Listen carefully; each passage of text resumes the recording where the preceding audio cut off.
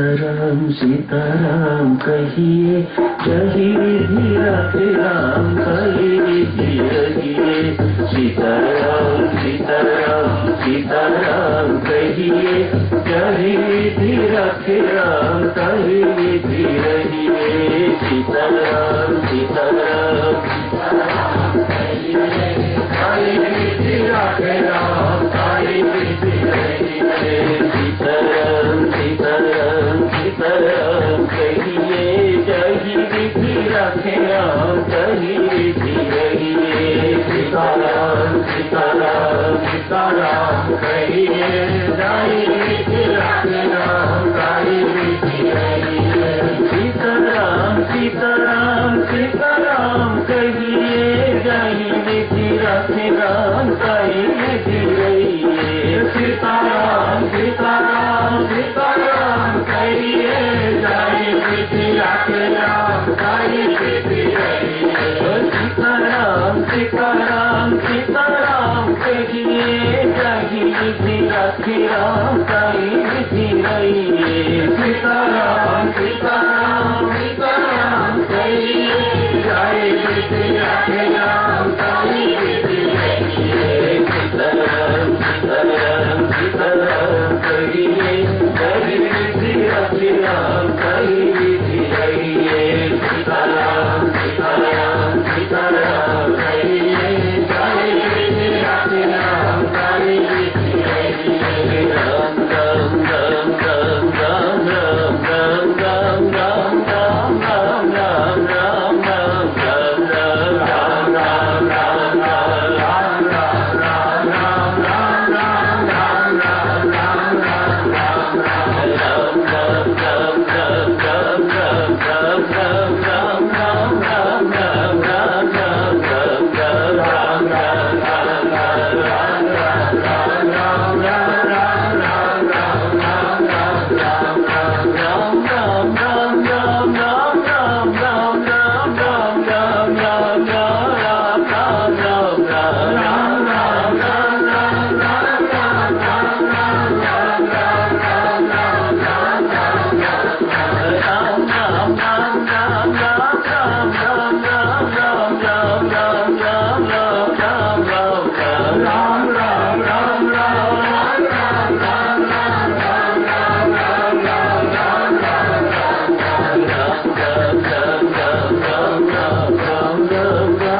राम राम राम राम राम सीताराम सीताराम सीताराम कहिए, जय धीरा राम कहिए धीरे, धन्यवाद निर्विवाद सदा करते रहिए, जही धीरा राम कहिए धीरे, धन्यवाद निर्विवाद सदा करते रहिए, जही धीरा राम कहिए धीरे।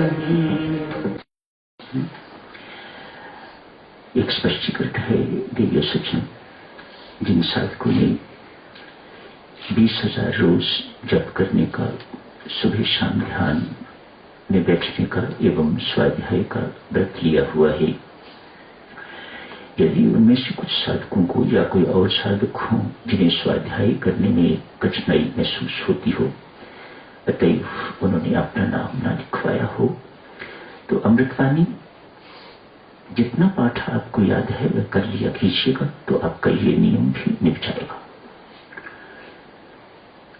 स्थित प्रज्ञ के लक्ष्य नहीं बढ़ सकते, उपासक का अंतिम जीवन नहीं बढ़ सकते, कोई बात नहीं।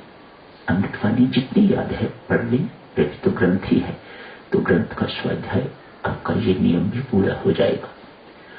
छोटी छोटी बातें हैं, इनमें कोई बहुत उलझने की आवश्यकता नहीं। मैं सच मानिए बहुत ऋणी हूँ आपका, जिन्होंने ये व्रत लिया है, बहुत धन्यवाद करता हूँ। 20,000 रोज का जाप, सुबह शाम ध्यान, मैं तो इतने में ही बहुत प्रसन्न हूँ, और मेरे बाबा मेरे से कहीं अधिक प्रसन्न है।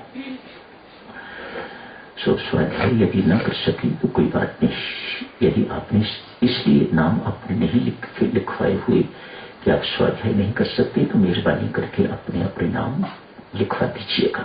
कोई ऐसी बात नहीं। अमृतवाणी का पाठ जितना भी आपको याद हो कर लिया कीजिएगा। आज 11वां अध्याय विश्व रूप दर्शन का शुभारंभ होता है।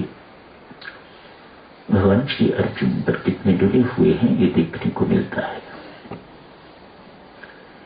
उसे अपनी दृष्टि दे रहे हैं, तो अपने चक्षुओं से मुझे नहीं देख सकेगा।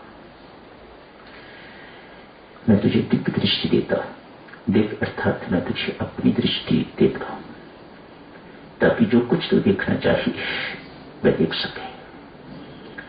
मात्र एक सिंपल सी रिक्वेस्ट करी है, प्रार्थना की है। मैं आपका वह रूप देखना चाहता हूं जो आपने 10वें अध्याय में वर्णन किया है। और भगवान ने कोई आर्गुमेंट या कुछ ऐसा कुछ नहीं किया। हाँ, देख कितने डुले हुए हैं अर्जुन की श्रद्धा पर, प्रीति पर, सरलता पर। निष्कपट है, निष्पाप है। बार बार कहते हैं तो निंदा रहित है, तो निष्पाप है, सरल है। श्रद्धा है तेरे अंदर, तेरे सारे गुणों से युक्त। संसार में 2 व्यक्ति हैं साक्षियों जिन्होंने अपने नींद पर नियंत्रण किया हुआ था, लक्ष्मण जी महाराज एवं अर्जुन। अर्जुन को छोटी मोटी हस्ती मत समझिएगा। निरालसी अर्जुन, भगवान जी कहते हैं जिसके अंदर आलस नहीं है वह अर्जुन।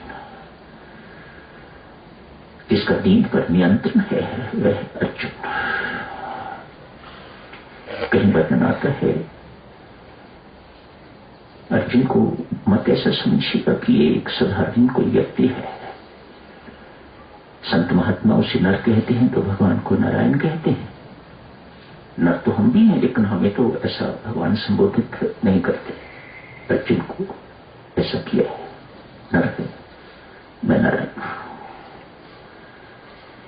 युद्ध के दिनों में भी देवी सज्जनों ध्यान दो, हम कहां हैं उनके मुकाबले में। युद्ध के दिनों में भी अर्जुन, युद्ध कोई साधारण चीज नहीं है। वैर विरोध से भरी हुई, शत्रुता से भरी हुई चीज। आप तो अपने घरों का कामकाज करते हैं, नौकरी करते हैं, व्यापार करते हैं, घर गृहस्थी चलाते हैं, मामूली बातें। अर्जुन युद्ध कर रहा है, मेरे सामने शत्रु खड़े हैं, मैंने इनको मारना है। तो अंदर से वैर द्वेष भावना कितनी कटक, कितनी होती होगी कि मुझे इसको मारना है। ये कोई छोटी बात नहीं है। वह निर्वैर नहीं है, उसके अंदर उस वक्त वैर की भावना, द्वेष की भावना उसके अंदर आती है, क्रोध की भावना उसके अंदर आती है, बदले की भावना उसके अंदर उस वक्त आती है। इतने सब कुछ के बावजूद भी देवी सज्जनों आपको आश्चर्य होगा, अर्जुन सोने से पहले 51 माला रोज फिरता था। अपने कक्ष में आके 51 माला रोज फिरता था। कहते हैं भगवान श्री अर्जुन का कक्ष एक ही होता था, दोनों एक ही कक्ष में सोते थे। आज अर्जुन इतना थका हुआ है, इतना थका हुआ है कि माला फिरते फिरते कई दफा हमारे भी होता है ना, छूट जाती है माला, मान ऊंघ आ गई। अर्जुन को भी ऐसी ही ऊंघ आ गई, गहरी नींद में प्रवेश कर गया। मध्य रात्रि के बाद कहीं आंख खुली, इस प्रकार से करके वो मेरी मालाएं पूरी नहीं हुई। देखा तो माधव माला फिर रहे थे। पूछा, आप क्या माला फिरती है? पर तेरी माला पूरी नहीं हुई थी, वह पूरी कर रहा हूं। अर्जुन को साधारण व्यक्ति न समझिएगा। मैं तुम्हें अपने दिव्य नेत्र देता हूं, तो इन नेत्रों से मुझे देख सकेगा। बुद्धि योग की चर्चा चल रही है साधक। चलो 10वें अध्याय के अंतर्गत जो बुद्धि की चर्चा थी, जो हमें परमात्मा में पूर्णतः विश्वास न होने दी, राम नाम में पूर्णतया विश्वास न होने दे वह दुर्बुद्धि है, इधर उधर भटकावे वह दुर्बुद्धि है। भगवान राम अवतरित हुए हैं, भगवान श्री कृष्ण अवतरित हुए हैं। एक अयोध्या में अवतरित हुए हैं, दूसरे मथुरा में अवतरित हुए हैं। देवतागण जहां जहां भी बैठे हुए हैं, मुख्यतः देवलोक में, अन्य स्थानों पर जहां जहां भी बैठे हुए हैं, मान्य भावना आई। न जाने कितने हजारों वर्ष हो गए हैं देवलोक में रहते हुए, अभी तक भगवान के कहीं दर्शन नहीं हुए, न ही कभी भगवान की सेवा का अवसर ही मिला है और न ही कभी मिलेगा। देवता भी, शास्त्री जी, देवता भी इंतजार करते हैं कब मानव योनि मिलेगी और हम भक्ति करके तो परमात्मा के दर्शन कर सकेंगे, सेवा करके परमात्मा के बंदों की, परमात्मा के साकार रूप की सेवा करके तो हम परमात्मा को प्राप्त कर सकेंगे। देव दुर्लभ देव, ये जो हमें मिली हुई है देव दुर्लभ, मानो ये देवों को भी दुर्लभ है, देवताओं को भी दुर्लभ दे जो हमें परमेश्वर ने कृपा करके दी हुई है। देवता इस देव के लिए, देवी इस मानव योनि के लिए तरसते हैं। कब ये हमारा हिसाब किताब ये देवताओं का खत्म होगा और कब हमें मानव योनि मिलेगी और कब हम परमात्मा की भक्ति कर सकेंगे या परमात्मा की सेवा के योग्य हो सकेंगे।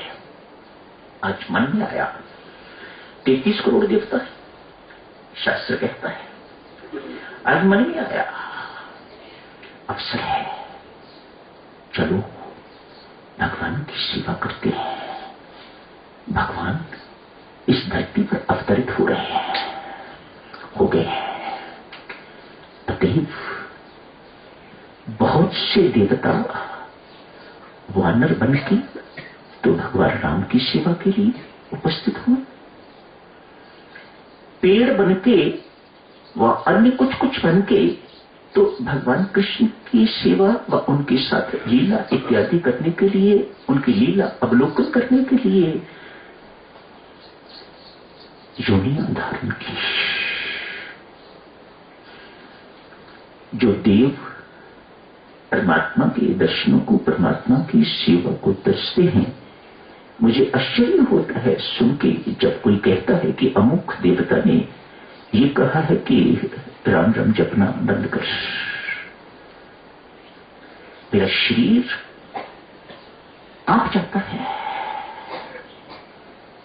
कोई ऐसी देवता, देवी देवता इस संसार में नहीं हो सकता, सारे ब्रह्मांड में नहीं हो सकता जो ये कहे किसी को, राम राम जपने वाले को ये कहे कि राम राम मत जप, माला मत फिर। ऐसा पाप कोई देवी देवता कभी नहीं करेंगे, ये पाप है। हाँ, स्वार्थी लोगों का बीच में हाथ हो तो उनका कथन हो सकता है, वे स्वार्थी हैं, वे निष्कामी नहीं है। आप बहुत भोली हो देवियों, यहाँ की लाहौल की देवियां, यहाँ के सज्जन, यहाँ के पुरुष बहुत भोले हो, सोच समझ के इन बातों में आया करो। परमेश्वर ने आपको राम नाम दिया है, अपना नाम दिया है, दिलवाया है। आप अपनी दुर्बुद्धि को, मंद बुद्धि को तीव्र बुद्धि, कुशाग्र बुद्धि, तीक्ष्ण बुद्धि, सद्बुद्धि बनाइएगा। उसी सद्बुद्धि की साधक जनों चर्चा हो रही है। कल उस युवक को भगवान ने अपना बना लिया है, अपना उत्तराधिकारी बना लिया है। वहां राजा थे, लेकिन भगवान ने उसे अपना उत्तराधिकारी, अपना यंत्र, अपनी सेवा के योग्य बना दिया है। क्यों? वह निष्काम भाव से, निस्वार्थ भाव से कर्म कर रहा है, स्वार्थी नहीं।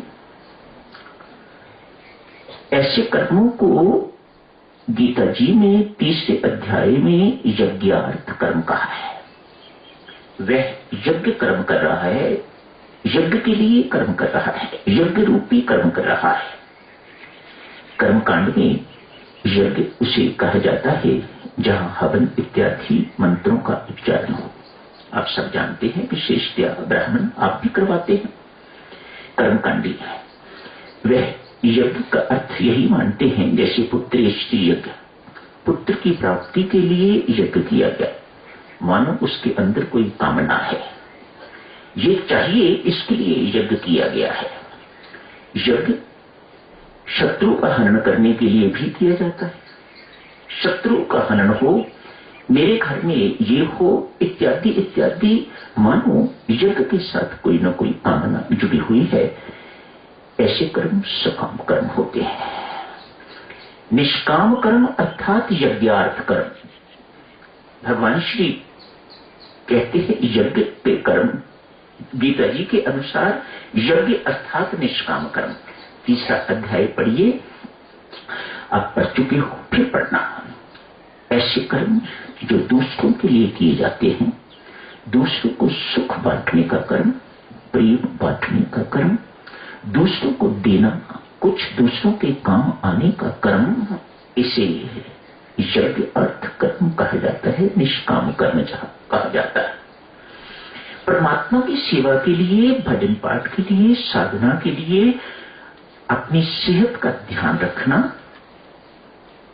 निष्काम कर्म, यज्ञार्थ कर्म। दूसरों को प्रेरित करके साधक बनाना, उनको परमात्मा के श्री चरणों में लाना, उनको दीक्षा के लिए तैयार करना, उनको राम नाम के लिए जपने के लिए प्रोत्साहित करना, भगवान श्री कहते हैं ये यज्ञार्थ कर्म है, इनमें स्वार्थ नहीं है।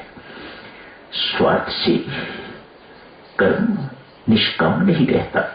जो कुछ आपको मिलना चाहिए वह नहीं मिल पाता, जो निस्वार्थ कर्म करने से मिलता है, सीधी मुक्ति मिलती है।